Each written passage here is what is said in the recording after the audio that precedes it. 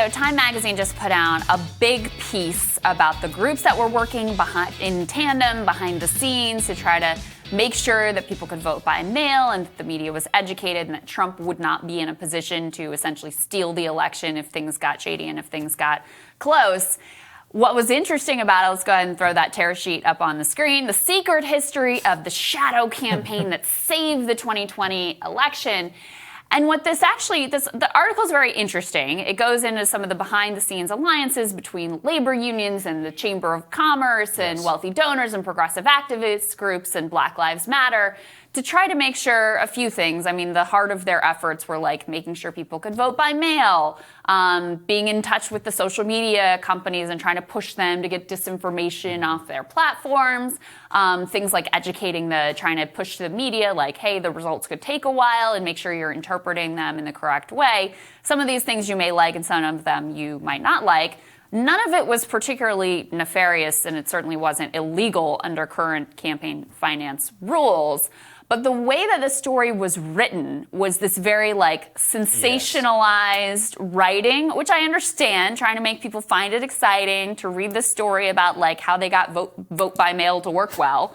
But it made it sound in this way, if you just read the sentences, there was a conspiracy. Yeah. In a way, Trump was right. There was a conspiracy unfolding behind the scenes, one that both curtailed the protests and coordinated the resistance from CEOs, et cetera, et cetera. So making it sound like it was this somewhat nefarious or secretive cabal that was coordinating all these efforts. But ultimately, the things that they were doing were pretty straightforward and not really nefarious. Yeah, that's right. She literally writes a well-funded cabal of powerful people and says, in a way, Trump was right. It was rigged. I mean, this has been the greatest boon to the conspiracy right in quite a long time. I've had so many different MAGA people send it to me, so I wanted to make sure that we talked about it today and actually go over what was being done. And at the core level, what is being done is that powerful people, many dominated by center-left interests, but also many people on the center-right, worked together in order to exert their billions of dollars in influence to try and get the election to go the way that they wanted it to go,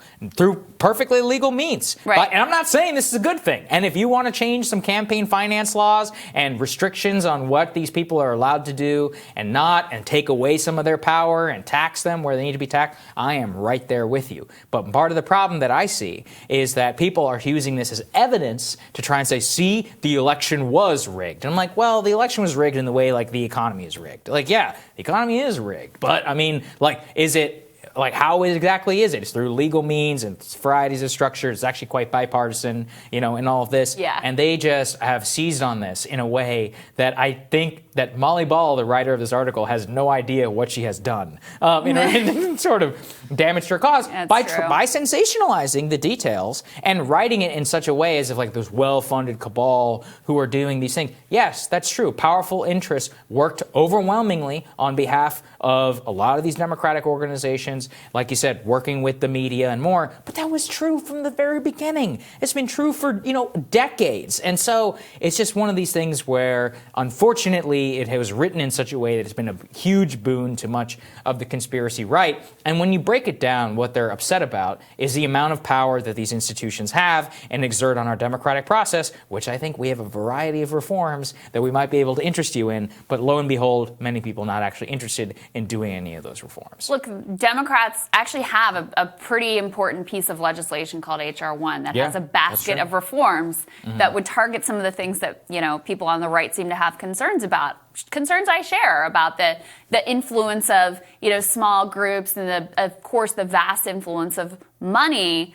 But that seems to be very narrowly applied here, and something more nefarious is being imported than actually is the case. I mean, look, the influence of money in politics is deeply nefarious and deeply problematic. And if you think that's not going on the right, you're insane. Let me introduce you to, the Koch network and what they've done to our politics over the past 40 years. If you want to talk about, a nefarious cabal to influence our politics, we can go there. I'm happy to go there. But the thing that's also funny to me is, of the nefarious things that money is spent to do in our politics, this was pretty tame. This was let's make sure people can vote by mail. Let's make sure there's like an education effort around people being able to cast ballots and have them be counted. Let's make sure that like poll workers aren't being intimidated or, into making the wrong decision here when Trump is ultimately putting pressure on them. So even, within the realm of the very nefarious nature of money in politics, a lot of the activities they describe here are not actually bad things. Well, that's the thing. It's really pissed me off about this whole thing. Especially when they talk about vote by mail. They literally talk about vote by mail expansion as if that was somehow rigging the election. The GOP legislatures in Michigan and in Pennsylvania are the ones who greenlit this thing. So that's who your beef was with, right? At the end of the day, listen, they're the ones who greenlit it. That's why the Pennsylvania Supreme Court and the U.S. Supreme Court passed on these things. That's something that was objected to on the election results and election certification. And so, look, if you want to have beef, your beef is with state legislatures and more. It's not really with a lot of the corporations who funded some of this stuff, because at the end of the day, actual legislators and more had to go along with many of these things. And so it's not proof that the election was rigged. It is proof that there's probably way too much money and influence of a large group of people. And like we said, if you want to do something about that, we're right here. But something tells me that I very much doubt many of the people who are holding this up as evidence are actually interested in doing anything about it, as usual. Excellent point. Yeah.